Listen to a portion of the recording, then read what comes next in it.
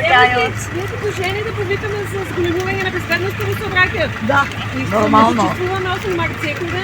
Фала. Вистина вас. Да зголемиме безбедност. Да. Хубаво да споменете за празникот. Фала што сте вие. Мила шанса. И на вас. Средношколците од Кочанското средно училиште Гошо Викентиев подарија цвеќе на жените возачи за денешниот празник во соработка со локалната самоуправа и полициската станица Кочани.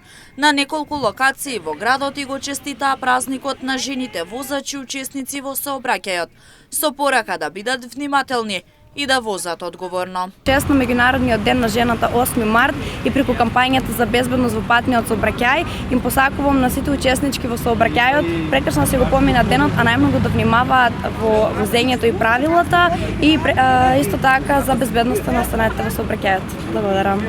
Кампањата за безбедно учество во сообраќајот во Кочани продолжува и во наредниот период. Инаку, по повод Денот на жената во Кочани, учениците и професорите од музичкото училиште Ристо Јоруков го одржаа празничниот концерт со наслов "За нашите мајки". По повод 8 март, Меѓународниот ден на жената, во Кочанската библиотека Искра се организираше промоција на најновиот автобиографски роман "Пресек" од авторката Маја Трајковиќ.